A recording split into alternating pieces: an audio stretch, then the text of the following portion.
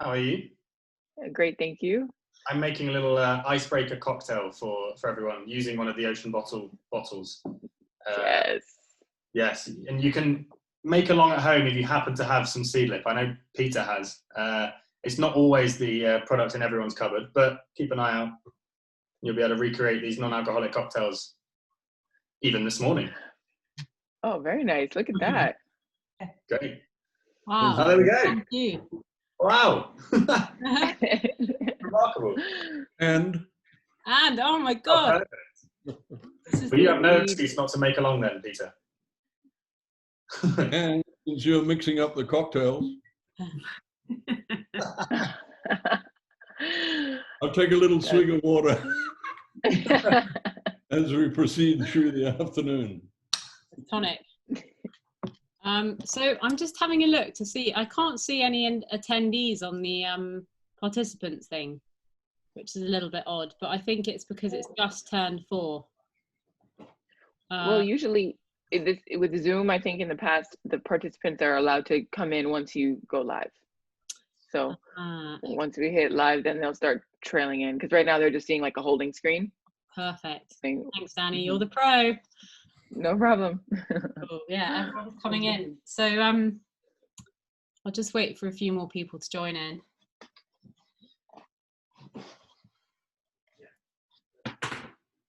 Perfect. I think, yeah, while everyone's kind of coming in, Ed, I wondered if you could just tell us a little bit about Seedlip. You're our icebreaker today. You're making us an ocean bottle cocktail. What are you going to be making?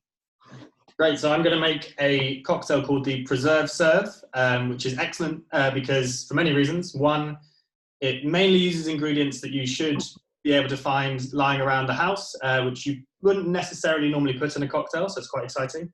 What's great about it as well is that it can actually be made in the ocean bottle, which, believe you me, makes Zoom cocktail lessons 100 times easier.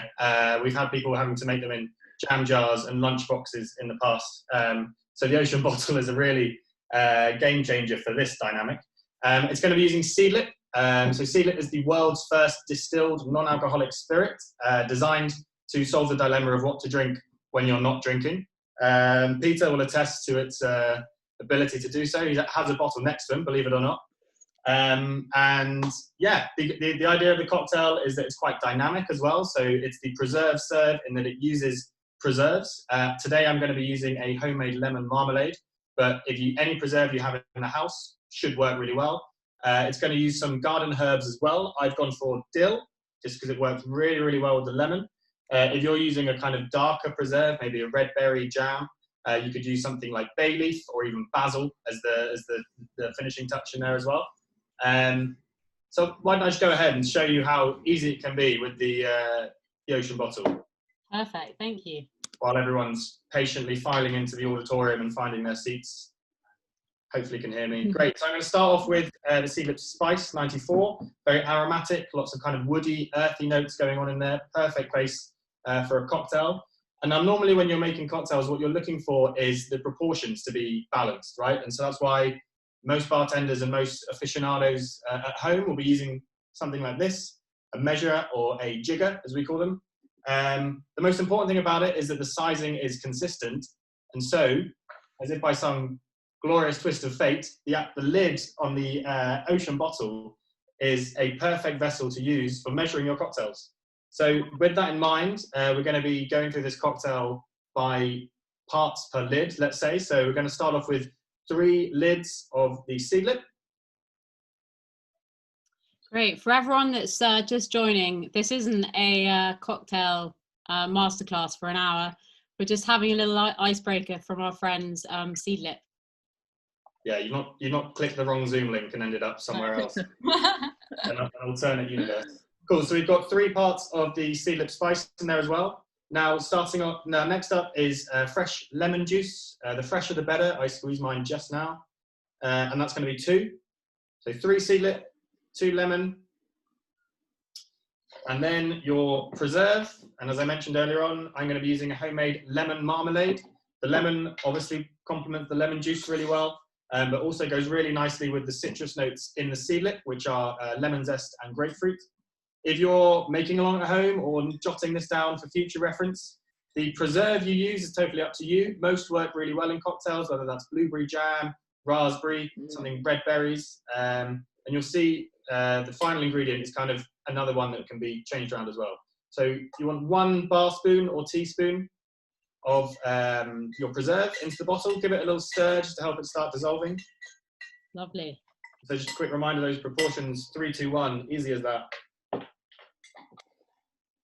Then another kind of less usual ingredient for a cocktail, some black pepper. Just a quick grind of that in there to bring out the flavors. And then now for the actual icebreaker. Pop some nice big cubes of ice inside your bottle. If you happen to have your speakers on too loud at the moment, I do recommend you turn them down just for this bit. The actual icebreaker might be a little bit noisy. Here we go, a nice hard shake inside the bottle. Hey presto, look at that. Hey.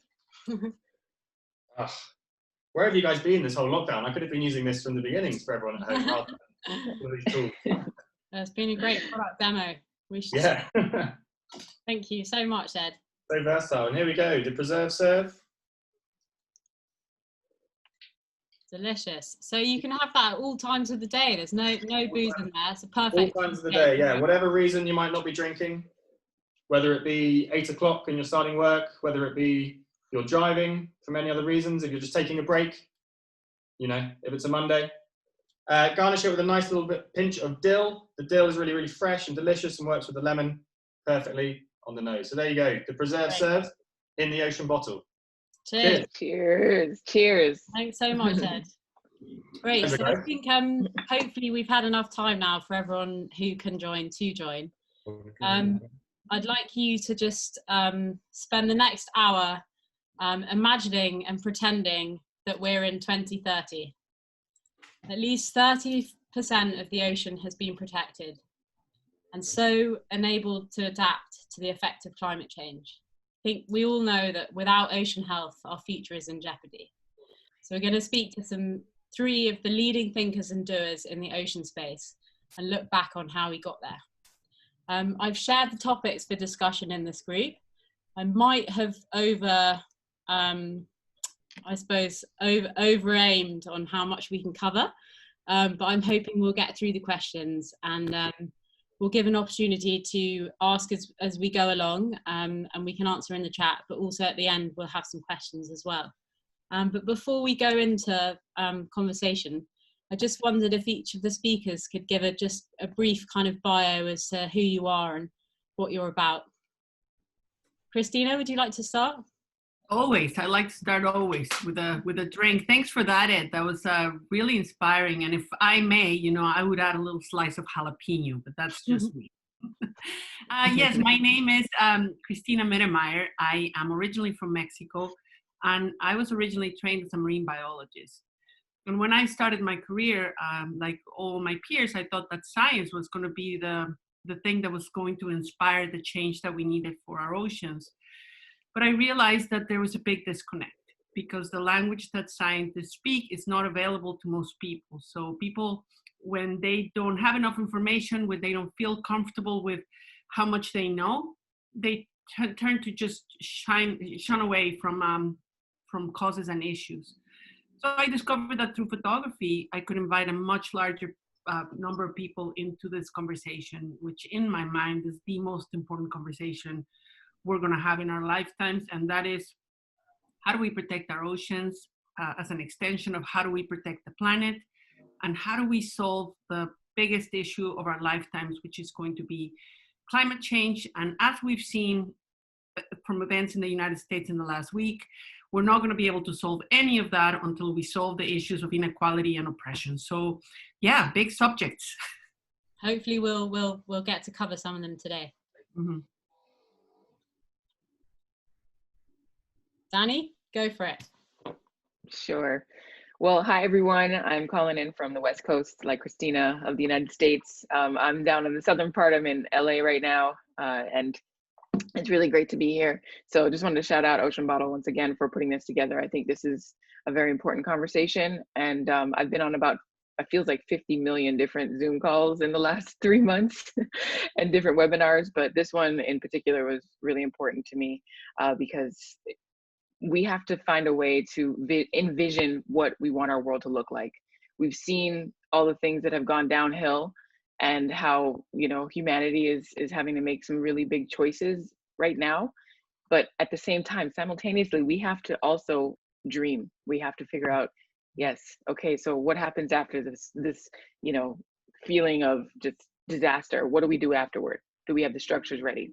So a little bit about me, I'm also educated in marine science. I went to University of Miami, where I grew up, in South Florida. My family is from Jamaica. And so I have a very deep affinity to the Caribbean, of course, but the ocean in particular. And so, like Christina, I finished my studies, and then I realized there was a gap, and I didn't see anyone on camera presenting information about the ocean or about science, period, in mainstream media that looked like me. I grew up watching people like Bill Nye the Science Guy and Jacques Cousteau and Steve Irwin even, who all inspired me as a child. And it made me want to go out into the wild ocean and see these beautiful creatures and explore our tremendously amazing planet. So I decided to become a TV host, but it all began with making videos for science books. And that's what I started doing at 21 years old with a team called Untamed Science. And we worked with an American publishing company to produce over 200 science videos for K-12 audiences.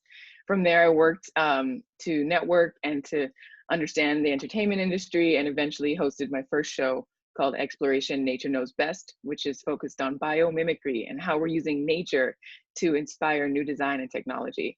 And that moment was very special for me because it marked my place in the history books as the first African-American woman to host a science show on national television here in the US. And so it felt good to hit that milestone, but the work still continues.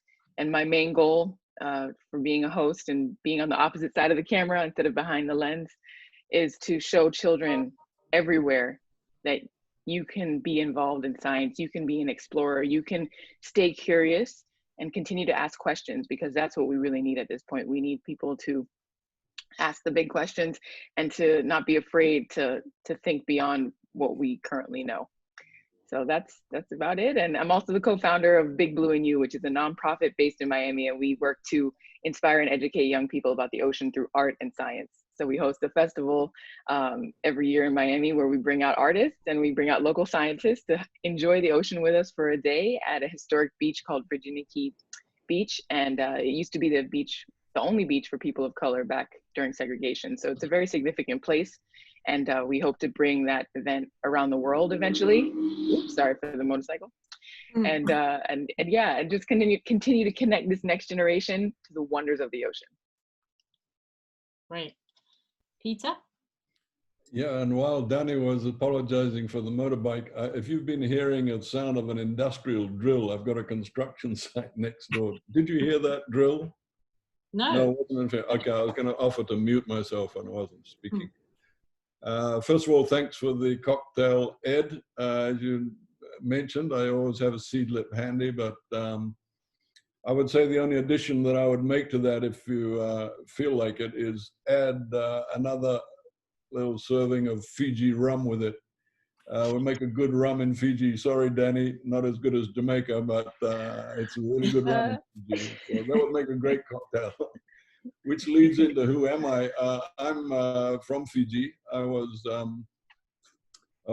Fiji's ambassador at the United Nations for, I don't know, 6 years or something before I became the president of the General Assembly, and hosted that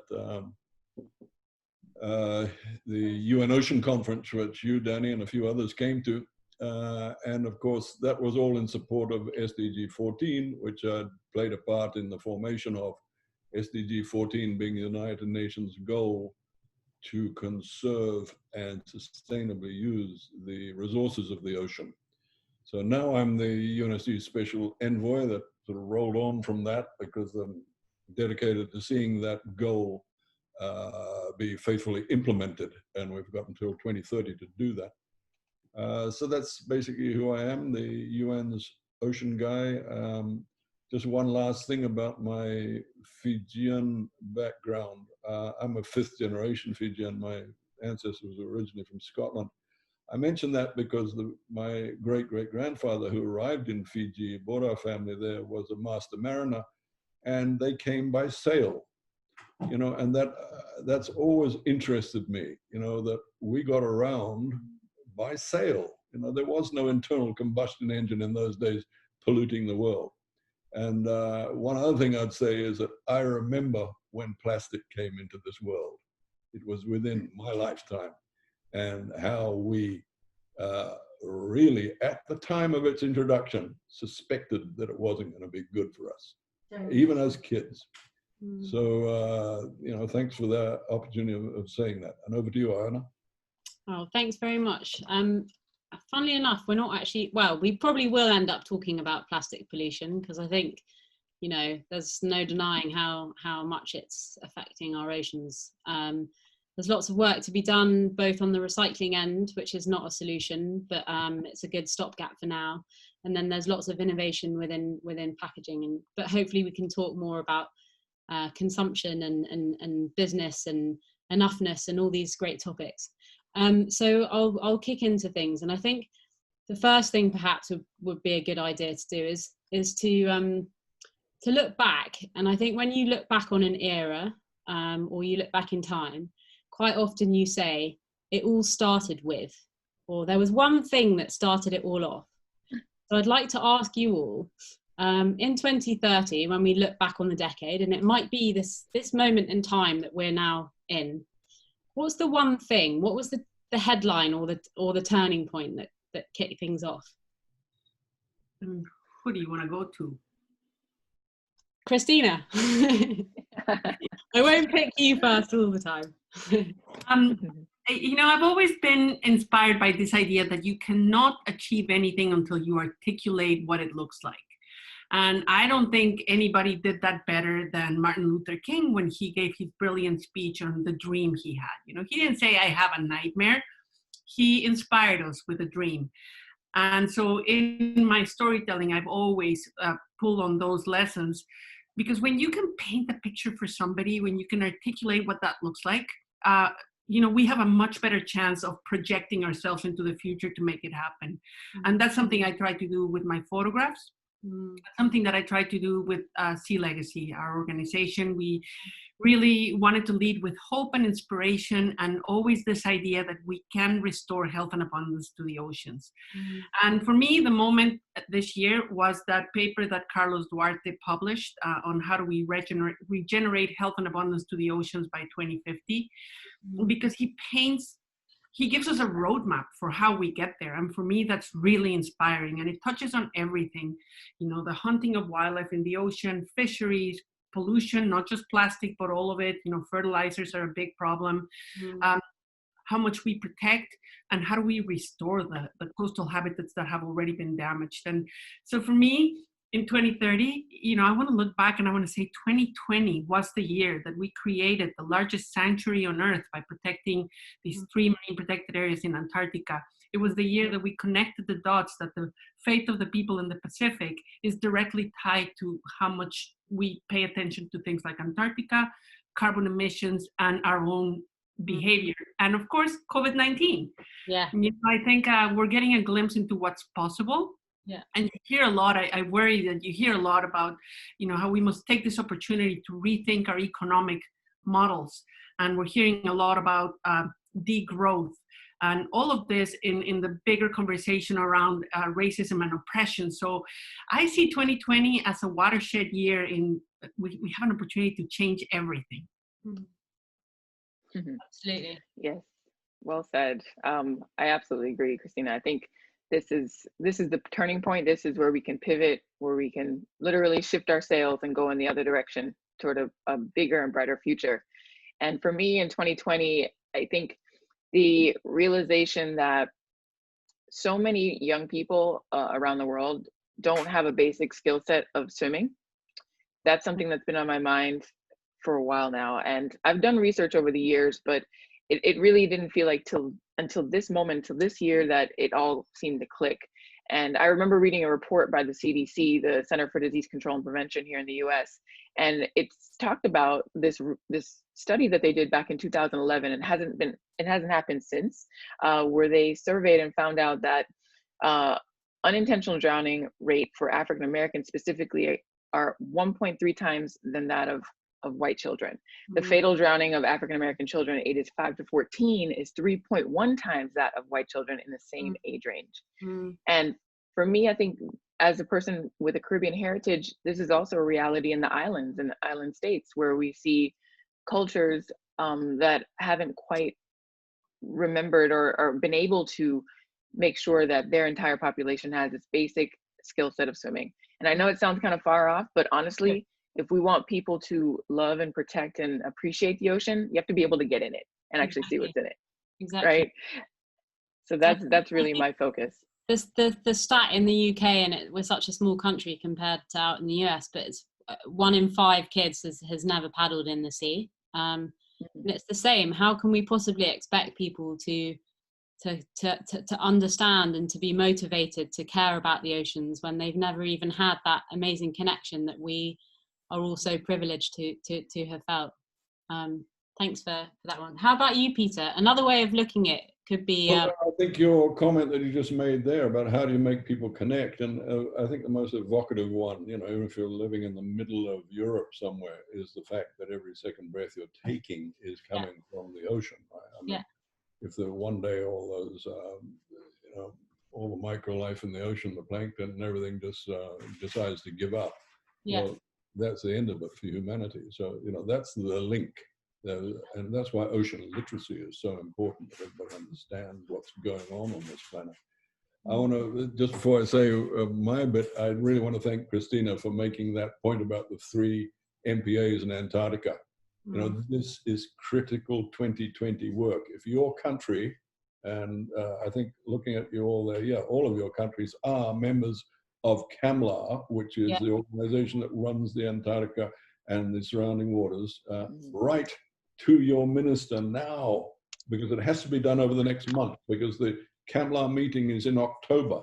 And that's when they will make the decision on these 3 gigantic MPAs. It'll be the biggest step that humanity has ever taken in terms of preserving parts of the planet.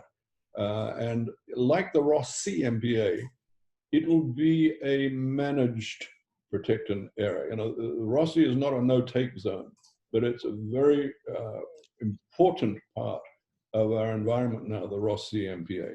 So this is the month when, if you're going to get active about trying to save the Southern Ocean, this is the month to do it in. Write to your minister, please, and be assured I'm pulling out all the stops on this.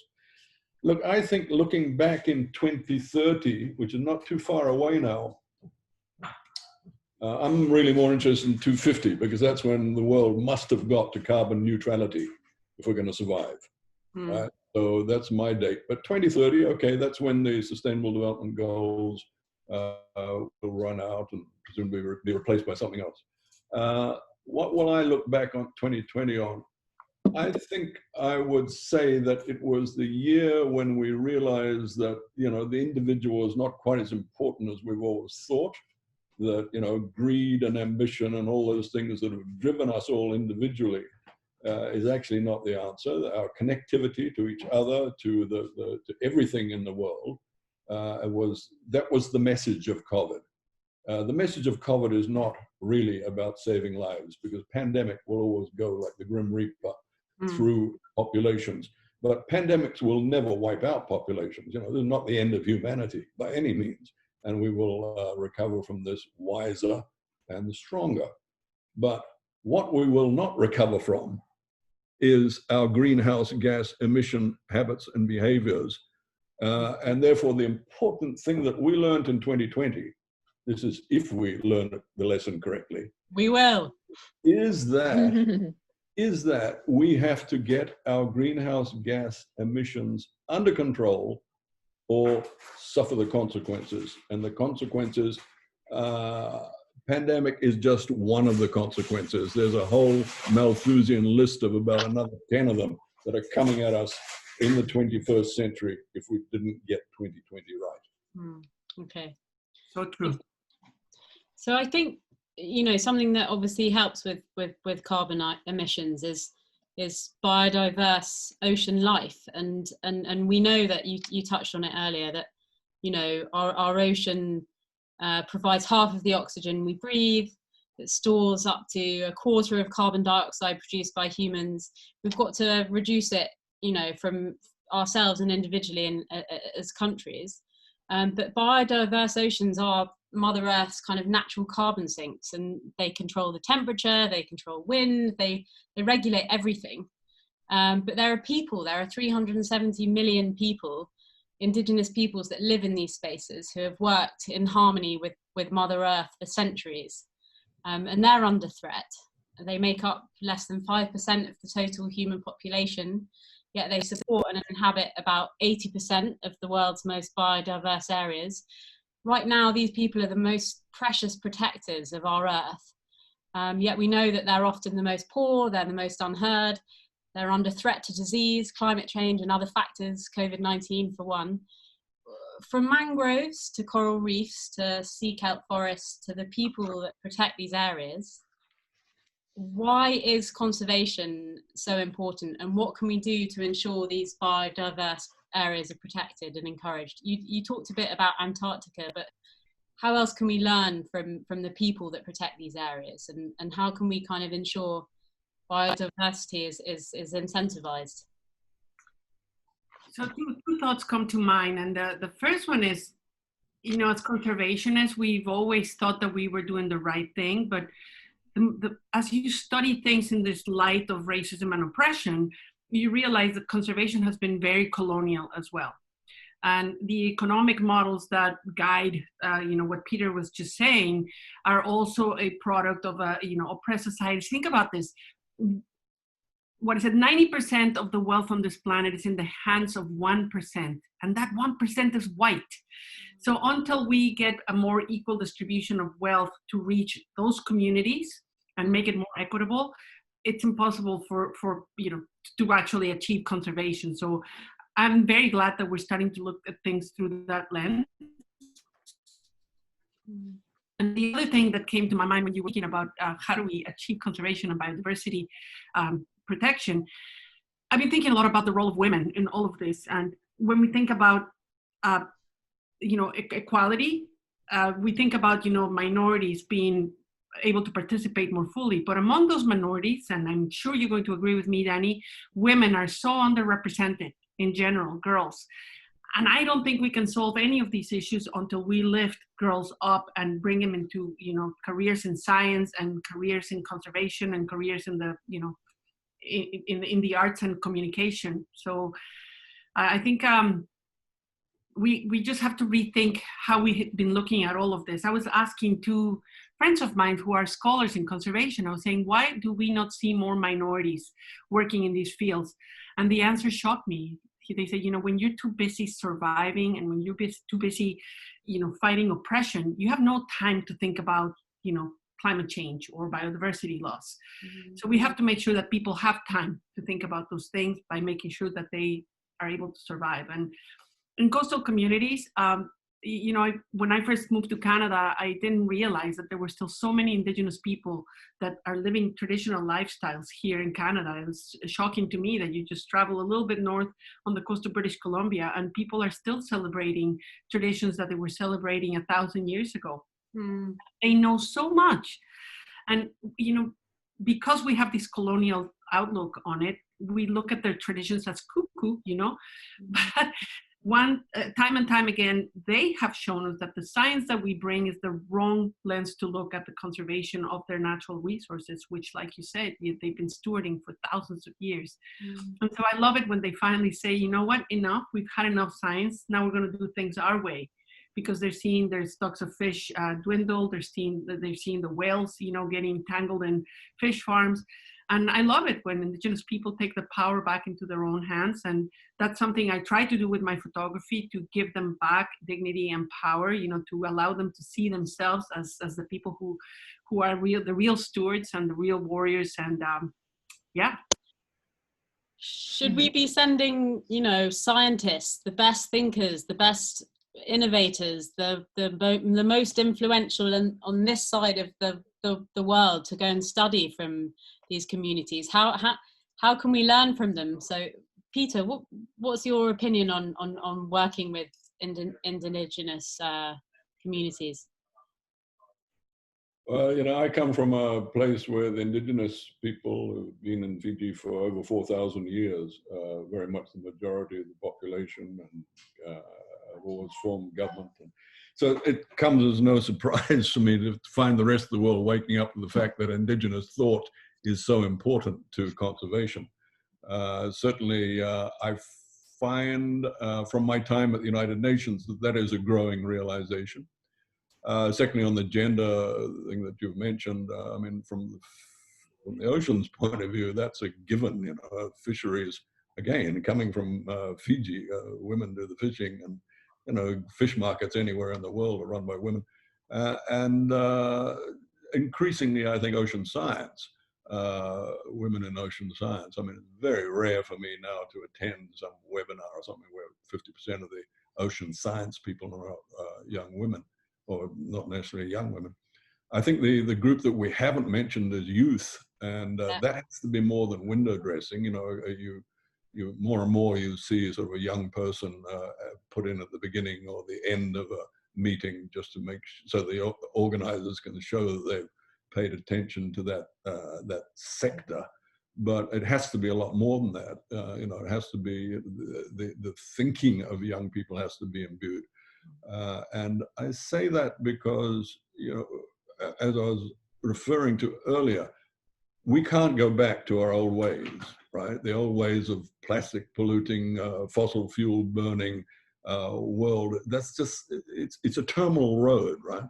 Now, young people, because they're more idealistic and less attached to that old world, are really the champions, logically, of the sustainable world. What I like to call the blue-green recovery from this global recession, which we're just getting into now, to make that a blue-green recovery road. And I think the importance of having young people speak for it, because it's going to be their recovery road.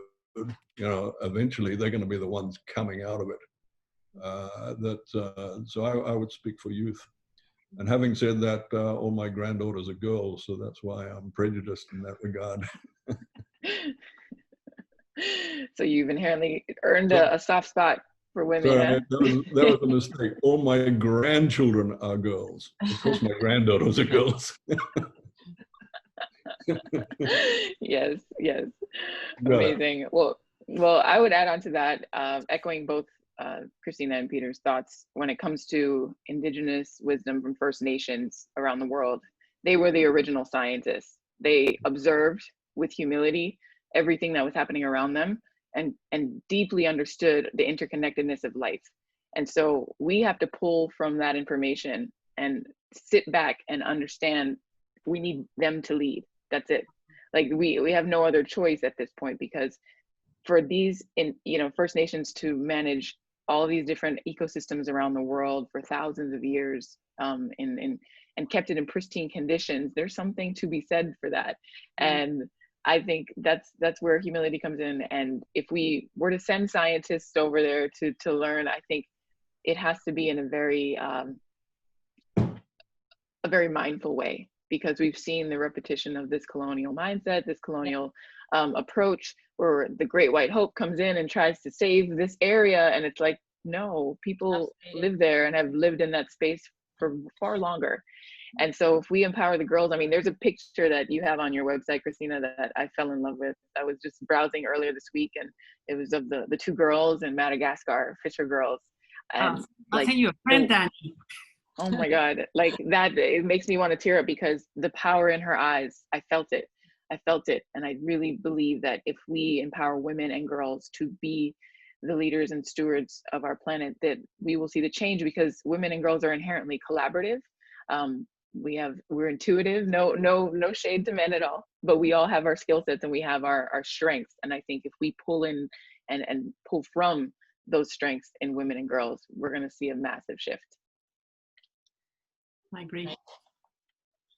Thank you, everyone. That was really insightful and exciting. I think, you know, I'm always thinking about how we can play to the more kind of the strengths that both the sexes have. And sometimes you come up against, you know, this because you get called sexist by saying that you're just wanting to play to female and male traits, but there are such things. And it's really exciting to hear how they can be used in the world of kind of ocean conservation. So I'd like to move now into talking about three quite scary C's: consumerism, capitalism, and corporate shareholder corruption. So if we're going to get through this and we're going to get to 2030 and look back, we need to change our approach to these three things. And actually the inspiration for this question came from Christina, actually, who talks much more eloquently and came up with this idea. But you talk of enoughness as an immense happiness that comes from having enough, not driven by the material, taking only what you need and using everything that you take, knowing that doing so will allow others to also have enough. So my question is, and hopefully we can manage to tackle it both on the kind of societal, personal and business end as well, how can we ensure the philosophy of enoughness comes through the different levels of our societal and business structure? Christina, perhaps you could talk a little bit more about it and enoughness on an individual level, and then maybe we can move more into kind of influence media, and then on a business level. And I think the Sustainable Development Goals offer a framework for businesses in this new era. Yes, thanks for that, Iona. First, I want to echo something that Danni said, and that is that we are going to need to lift up and empower and educate girls to be part of the solution. You know, I grew up in a Catholic family in Mexico, and my brother was the king. You know, he was the one that was given the opportunities. When my father came home with the Jacques Cousteau books, they were for my brother, because he was the boy in the family. And I see this all over the world. You know, if there's an opportunity for a poor family to send one kid to school, it's going to be a boy. And, you know, we are wasting all the brain power that girls can offer. So it's not about being a feminist. It's about understanding that all the brain power. And so let's lift girls. But when it comes to enoughness, you know, the journey to understand it started really simple. You know, you go to these places that are remote, where people don't have access to Walmart lifestyles, you know, and you realize that they live with so much less, and yet their lives seem to be so much fuller. And again, you really have to shed your layers of privilege and capitalism to understand why. And it's because the sense of abundance and happiness in our lives doesn't come from the stuff we have. You know, we all need to have enough to survive, to know that there's a meal coming, that there's shelter for us. But after that, the way that we fill our souls is with other stuff. So, you know, your pride in who you are, your language, your traditions, the connections that you have to your family, to your community. I think all of you will agree that doing meaningful work that gets you out of bed in the morning to feel good about the stuff that you do, all of that makes you feel like you have enough. And when you have enough, then you can give back. And you know, you realize that the measure of generosity in indigenous people is not by, you know, saying this is how much I have, but this is how much I give. Mm-hmm. And I think we all can learn from that. So in COVID-19, I think we all got a big lesson in enoughness as we stay sheltered in place, and we have to curb our consumerism, our capitalism, and you realize and you see, of course I can live with so much less and still be happy, you know. And all of this consumerism, which is you said capitalism, consumerism, and corporate greed, all of these things are intertwined into this idea, and I can't wait to hear what Peter says about this, you know, that the GDP has to grow at all costs. And I think we're measuring, our metrics for happiness are so misguided, you know, when it's all about how much money and how much wealth, instead of by how happy and how much well-being there is in the population. And we're seeing that this doesn't work. And you know, I'm not advocating to end capitalism. I just think we need to rethink it, because when you have an economic system that leaves humanity and that leaves nature behind, and we're seeing the consequences of it now, there's something really wrong, and we cannot go back to that. Thank you. I believe there is such thing as the Growth National Happiness Index, isn't there? Which And I see some countries that's yeah. that's Bhutan. I've been to Bhutan, and that's where gross national happiness came from. A concept they developed about 20 years ago. Yeah. It's beautiful, and Bhutan is a beautiful place, beautiful people.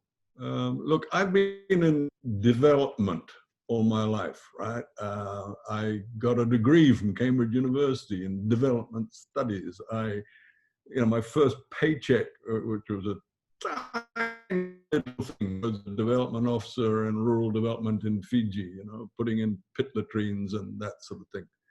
And that career took me right up to being president of the executive board of United Nations Development Program. And you know what I said to them when I became president and Helen Clark and everybody was sitting around me? I said, look, that's all my background. I'm probably the most qualified president of the UNDP there's ever been in terms of background. And you know what my conclusion is about development? It's all a mystery to me. I don't understand it. Where are we going with all this GDP and all the rest? I've seen communities in the name of development atrophy, where the communities just actually no longer exist because of development, because I helped put in a road and I helped them build a concrete community hall and all the rest, right? Because that's what they wanted. They demanded it. And it was the end of them. Why? Because all their kids moved to the barrios on the edge of the urban areas, and etc. Right? So again, I think I go back to what we were saying earlier, that this COVID pandemic is making us rethink development. And I want to tell you that some of the corporate leaders that I interact with, and companies like Unilever that have been there all my life, who've just been thinking about profit. Their leaders are some of the most inspired people in the world in terms of sustainability. They're the ones who are actually putting SDGs into practice. They're the ones who are changing the uses of plastic and all the rest. Why? Because they're the smart thinkers about, wow, we don't have a business if the world system becomes unsustainable, right? And don't want to give you examples, but there are very good examples already of companies that are collapsing because they're just no longer sustainable. Their product just doesn't fit with the world anymore. What's really interesting to me is the way that these virtual companies, the companies that are in the virtual space, probably Zoom is one of them, that they are all doing very well in this pandemic. And is this the sort of, this is one of the aspects of the new world that we're going to, much lower carbon footprint. And I would say that business will be, capitalism, call it what you want, will be one of the agents of change, because it's in their self-interest to them and their shareholders to survive. Exactly. And they won't survive as things start going on. How can the insurance industry survive? And when I was president of GA, I had the insurance industry come to me and say, it's really important that you guys get this climate change stuff right, because there comes a stage, we're calculating somewhere between 3 and 4 degrees global warming, where our industry can no longer function. Why is that? Because you've got so many wildfires, you've got so many severe storms and everything. Who's going to insure anymore? Who's going to put their money into insurance? So that's why I say business will be a really key part of the move towards sustainability. And my final part of my rave, I guess, would be a guy who's always inspired me, Gandhi's thing of, there's enough in the world for everybody's need, but not enough for everybody's greed. And that's the thing, greed. And we all have a bit of that in us, whatever our sex, whatever our age, whatever our nationality, everybody wants a little bit more. So that's what we've got to learn to control within ourselves, within our societies. And I'm really going to be interested in what you have to say about enoughness, because that's where we're going. Yeah, if I may, elaborate just on the thought, because it's also true, Peter. So I always saw enoughness as it's like a personal thing, which is what I like about it so much. So just like you practice yoga and you practice, financial discipline, you can practice enoughness. And I practice it every day. I go to the grocery store, to the store, and if I see something, I really ask myself, is this something I need or something I want? And it's so funny because the minute you walk away from that shiny thing that attracted your attention, you forget about it. If you buy it and you walk away with it, 2 minutes later, you've forgotten about it too. I find that the more stuff you have, the less happy you are. You know, the stuff just burdens you.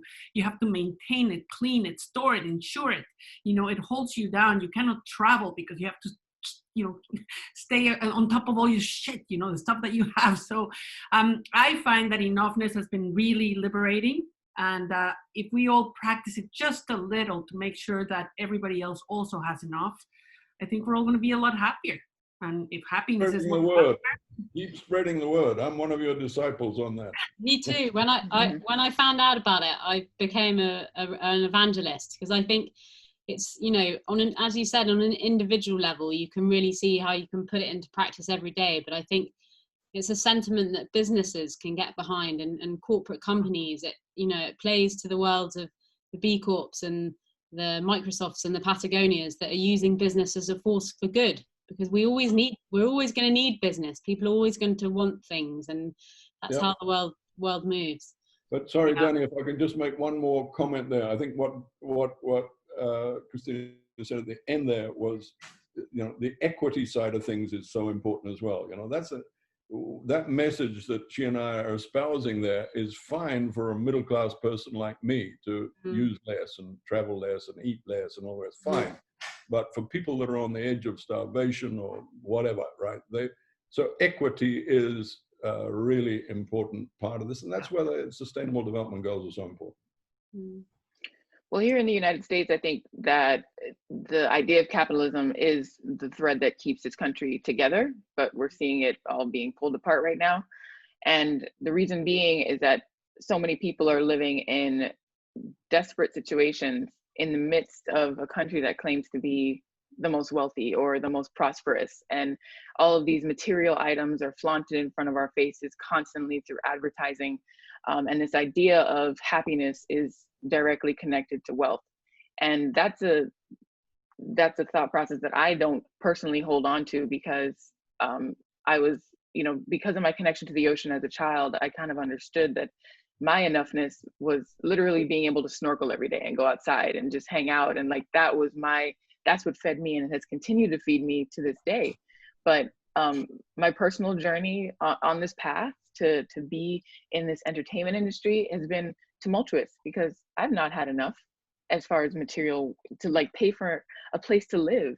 I lived as a nomad for so long because I knew I had this dream, but I had to get there somehow and pull myself up by my bootstraps to figure it out and to find a way to supply my basic needs, because there wasn't enough space, or hasn't been enough space to support social entrepreneurs, which is a great point that Hilda in our chat room mentioned, that, you know, social entrepreneurship is the business model of the future. And what does that even look like? It's where companies give back more than they receive. And it may not make sense now because we want to all make profit, but at this point, I believe we have to restructure our economy to become circular, because right now we're on a linear path that ends to a dead end. Yeah. So circular economies, that's where it's at, where everyone in that circle will benefit. Everyone will have everything that they need, and we will all supply just enough to live happy lives. This planet is abundant and is regenerative. And with a circular economy, we can regenerate for each other and continue to contribute our gifts and talents, because each and every person, all almost 8 billion of us, we're all unique in that way. And we have gifts to offer, but we can't offer those gifts unless we have our basic needs met first. So true. Good stuff. Absolutely. And so we're getting so many applauds, guys. It's really exciting. I love it. I find it quite hard to concentrate, both on trying to, you know, steer the conversation, but you guys are all amazing. You're typing away, replying to... Danni is amazing. She's like...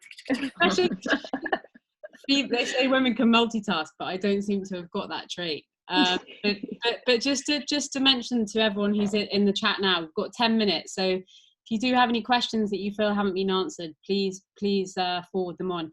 I've got quite a controversial question, actually, which came up with someone in the team when we were discussing things earlier, and we were talking about how, you know, the population, the world population is growing, and we are going to need to fuel the world. So we're going to need to keep providing food. We're going to need to carry on fishing.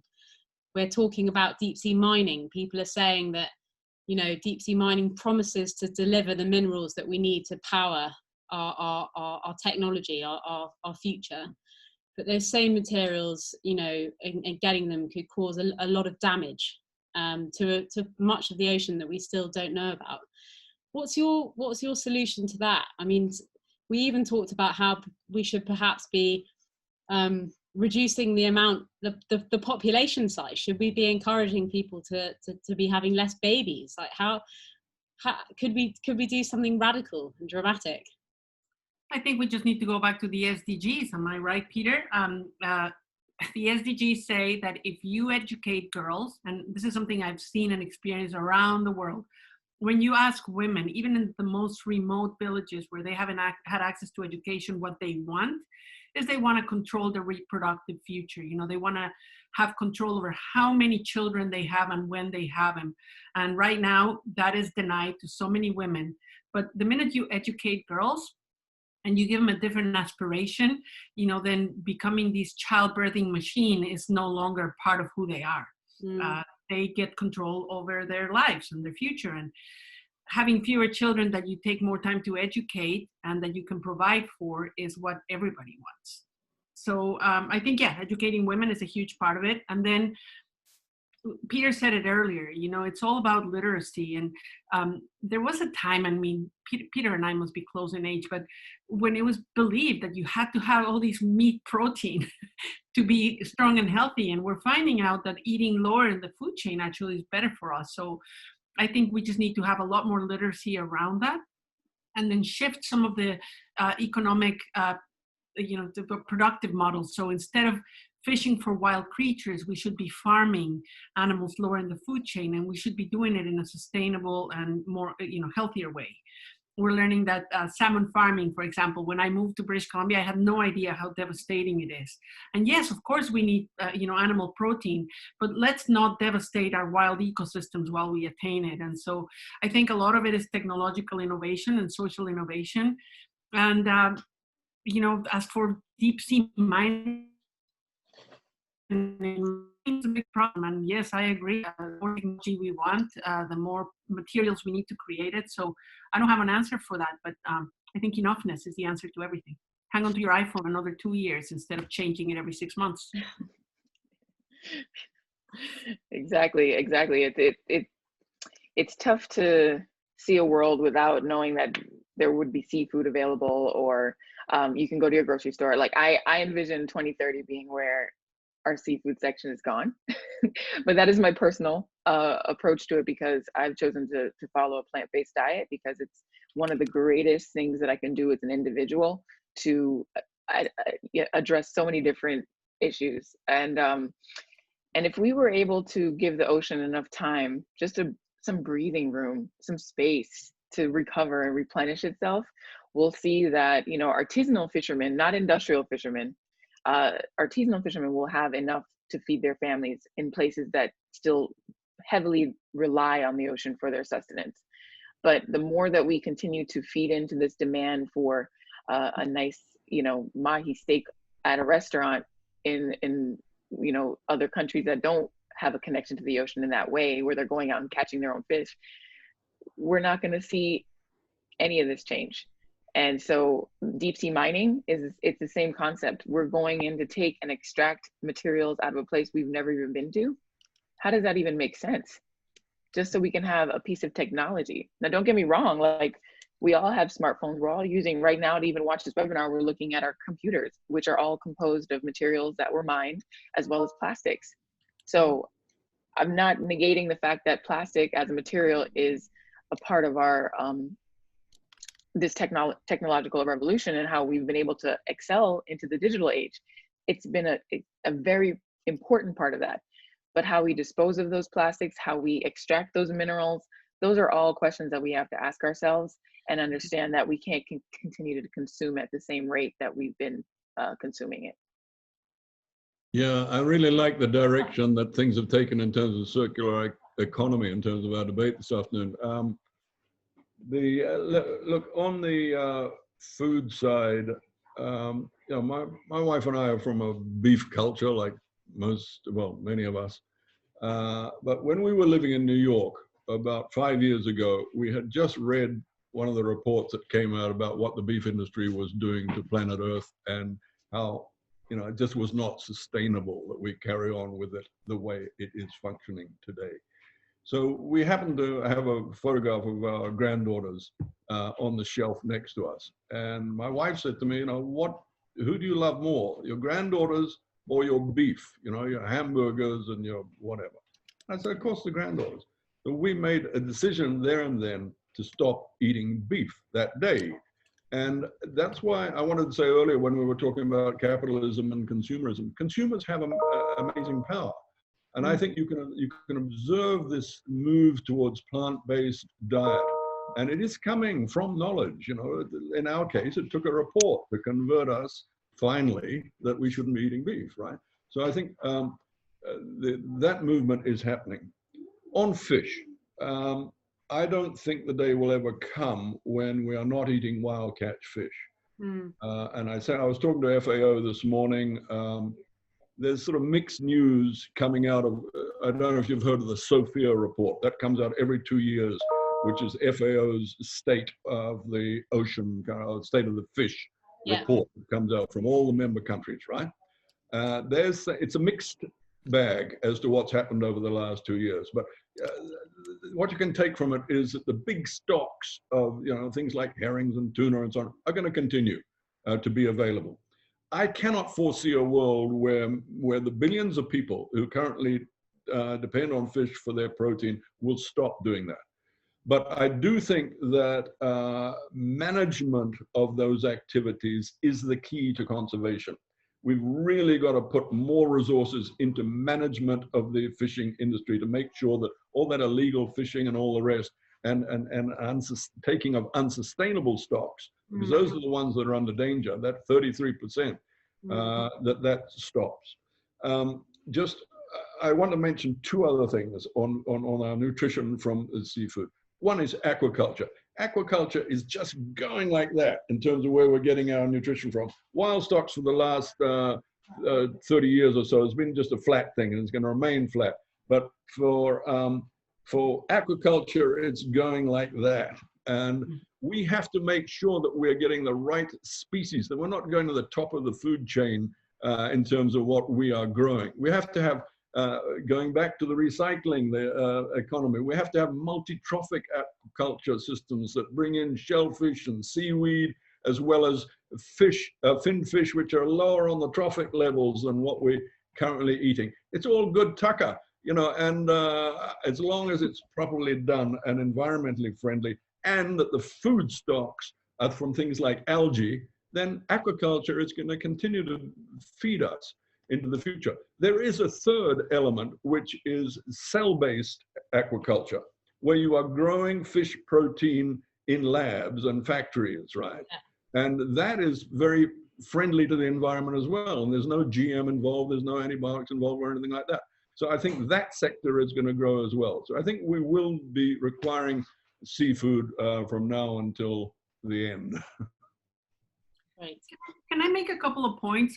We have the most interesting participants. You know, you guys are really smart. The questions that are being posed, some of the comments that are being made are really interesting. So thank you for all of that. And a couple of the comments I just like to say, you know, yes, blue carbon, you know, how do we recast the ocean from being a victim of climate change to being a solution to climate change by protecting mangroves and seagrass beds, by promoting seaweed production and kelp production. And these, I imagine them, Peter, you know, these amazing systems where you're utilizing the entire water column to grow food from the top to the bottom.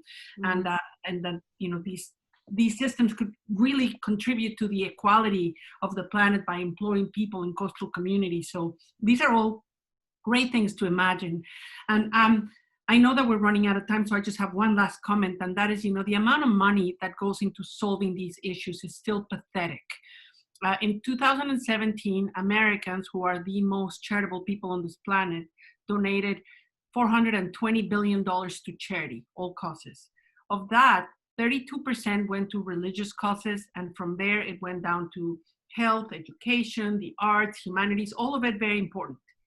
At the bottom of that, 1.8% went to a big category called the environment.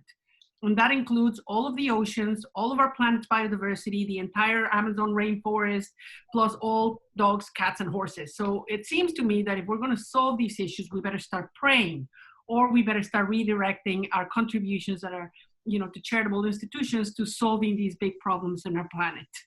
That's my final thought, Iona. Well, that comes down to connecting people to the ocean and to the environment. And I think that's all around educating and inspiring and creating more of a level playing field. So thank you for ending on that. Danni, have you got any last things to add? Sure. I think I just want to end on my vision of 2030 and what I hope that it'll look like. And I think I can boil it down to just a couple of things. First, like I mentioned in the very beginning of our talk, I would love to see that all children around the world have basic skill set of swimming. Secondly, I'd like to see educators uplifted and appreciated and compensated properly, and that their place in our societies are at the very top. I'd love to see clean energy everywhere, that we've stopped extracting fossil fuels from beneath the Earth's crust, and that we are now harnessing the energy of the sun, wind, water, and geothermal energies. And then finally, I'd like to see racism and oppression eradicated from our consciousness, and that it's no longer something that we need to talk about or address because it has been solved. Fantastic. Thank you all so much for joining. Please do reach out to us if you have any more questions and you feel like they haven't covered. You can send one to Iona at the Ocean Bottle, or Ahoy, and then I'll try and field them from there. But we hope to chat to you all again, and you go away and feel inspired. Peter's got something, he's raised his hand.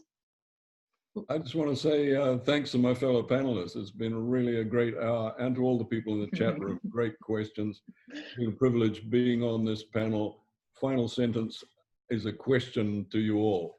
What are you doing as individuals, as companies, as schools, whatever your community group, whatever your country is, what are you doing to get to carbon neutrality? Because that is what's going to save us. Thank you. Mr. UN. Thank you, Peter. Yes. Thank you, Peter. Thank you, Christina. And thank you, Iona, for moderating today. Yes, it was Really so much fun it. talking to you both, for hours. Thank you. Keep inspiring everyone. Thanks, everyone. Yes. Bye. Cheers. Have a good day. Bye. Thank you.